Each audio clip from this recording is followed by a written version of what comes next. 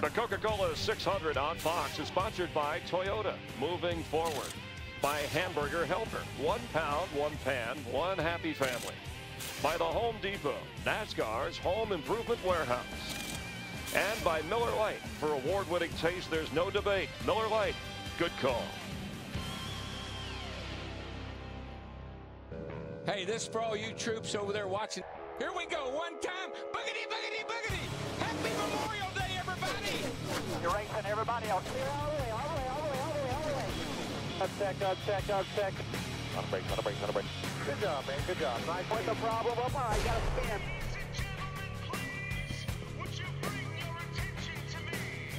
450 miles complete, 150 to go, 100 laps remain. 15 cars now on the lead lap with the addition of Martin Truex Jr., who got the free pass when Kurt Busch crashed at lap 299. And you know, a couple of years ago, this race took 5 hours and change to run. I said, well, that's the longest race we've ever had. Guess what? We're at 4 hours and 17 minutes, and we still got 150 miles to go. Let's watch this restart from our DLP Ultimate Picture Cam. It'll be 99 laps to go. 99 good years on the wall.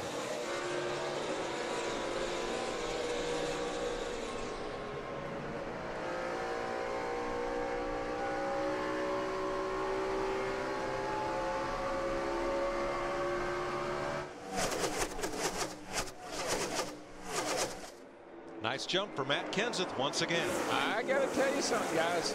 Now, they have stepped it up there with that 17 car. And Darrell and I were talking at break. It's almost like Matt Kenseth may be an army of one. That one Ford against about 7 Chevrolets back there running 2nd through 8th right now. A Ford has not won here in the last 9 races. We got a battle for 2nd right now. We got Dale Earnhardt Jr. in that 8 car, the camouflage car, looking to the inside of Jimmy Johnson through turn 3 and 4. That'll bring them on their feet. Gosh, Larry, I didn't even see him there. The fans did. You can hear them. And Tony Stewart is right there, along with Jimmy Johnson and Dale Jr. Steve? Mike, we've been talking about how this track will transition all night. Dale Earnhardt Jr. thought that the track, knew that the track would tighten up, but it hasn't tightened up as much as he thought. The last pit stop, they dropped air pressures to give him a little more grip. How did you answer our AT&T virtual crew chief question? Can Dale Jr. break that wind drought tonight? 55% yes. He wins just about every pole I've ever been in, or he's ever been in. Yeah, it used to be the answer to every question was either Harry Gant or Mark Martin, and now, no, if it's Dale Jr., it's a yes. Enters his dog, best looking dog contest, ugliest dog contest. He wins. It's the same contest, same dog, but he wins both ends. Same dog. We're getting down now. I mentioned a while ago about a one-stop race. Whoever makes the right adjustment on that last stop, we can't have any penalties on pit road for sure, like Matt Kenseth had last week in the All-Star race. Kurt Busch crashed to bring out the 12th caution of the night. Here's Dick Berggren. 2 nights in a row, Kurt Busch had a car capable of winning. 2 nights in a row, gets a DNF. How do you deal with this kind of disappointment? I don't know what to think, other than we have a really good car the first session of the race, and then every time we bolt on tires, I have no idea what we're going to get. It reminds me of Vegas when you play roulette. You just don't know what number it's going to fall on, and we really struggled. But all the guys drinking Miller Lite, laying on their boats and having a good time on Memorial Day, really were rooting for the car early on. I felt it. I just have no idea why it got so bad at the end. Your fans will be cheering for you next weekend at Dover as well. Thank you. The Penske Dodges both started on the front row. They're now both out of the race. But you know something I'm seeing here with this 17 car, Larry, and I said it earlier, he's really good on brand new tires, better than most. But it looks like the 48 and maybe even the 20 reels him back in after a few laps. Yeah, because both those boys, they have now pulled away from Dale Earnhardt Jr. in the 8 car, who's back and forth.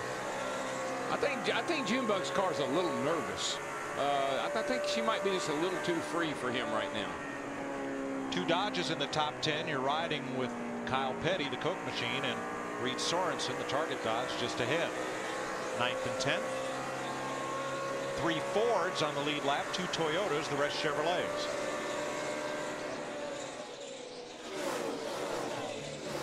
Inside of 150 miles left to run on Stock Car Racing's longest night. Matt Kenseth leads Jimmy Johnson by half a second.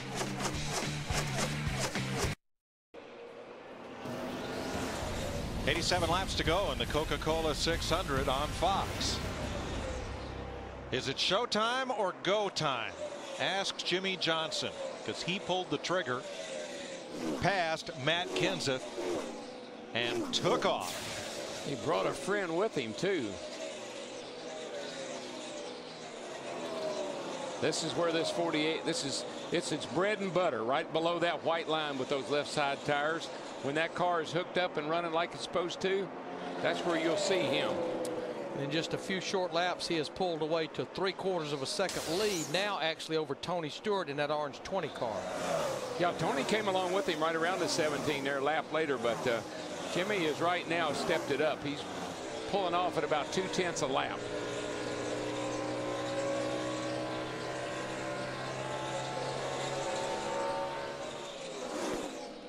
It's kind of fitting, isn't it?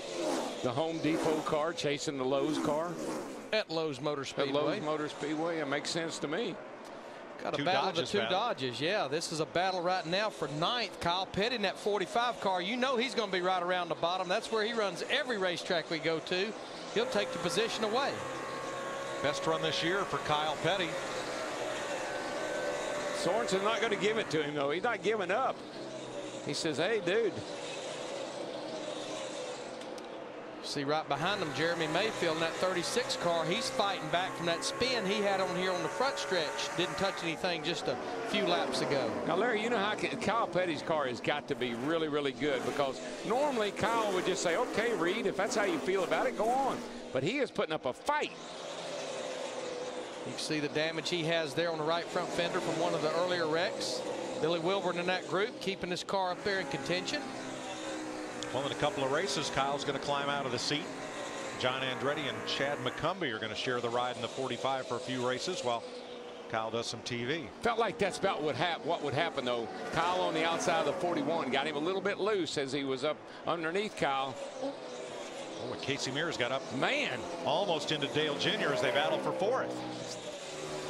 I don't think it, Jimmy. I don't think that Casey Mears saw the camouflage car. You better tell him about that car. Well, they're both camouflaged. That's the problem. They don't even see each other. Just coming off turn 4. Casey's car just goes up the racetrack, but they really didn't. No, they I don't think they even touched each other. No contact. Well, Jeff Gordon out of the race early, and our front row now out of the race. Chris and Jeff. We're going 600 miles here. They went 500 miles in Indianapolis earlier today. Dario Franchitti, the winner there. Elio Castroneves was 3rd. That's Roger Penske's driver there.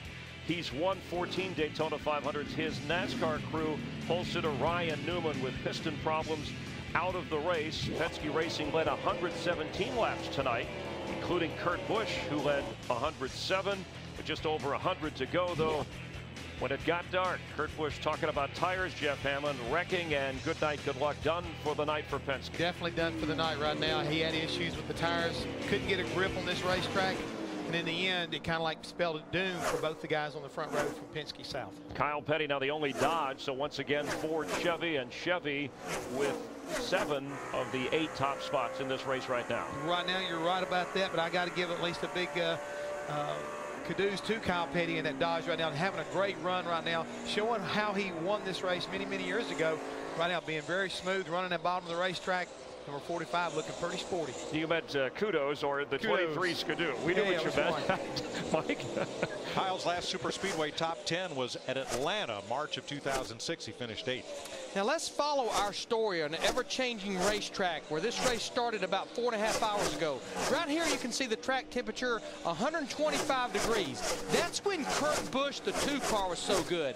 Right in here, 108, 93 degrees. That's when Brian Vickers was so good. We know he had had the power steering problem, but now 88 degrees, and guess who's leading that 48 car? That's the reason, though, those guys have won 3 of these races. They know where they need to be when that thing cools down that much. I think it's kind of interesting. You got Jimmy Johnson first, Casey Mears fourth, and those are 2 Hendrick cars. And you fall back to Mark Martin seventh. That's basically a Hendrick car. Then you got Tony Stewart and Denny Hamlin and J.J. Yaley all in Gibbs cars. And you've got the lone Matt Kenseth up here in the Ford, and then Brian Vickers in the Toyota. So Gibbs and Hendrick still got the best cars in the race. And remember, most of those Chevrolets is that new R07 engine package paid off last week. Looks like it's paying off tonight. 77 laps to go in the Coke 600.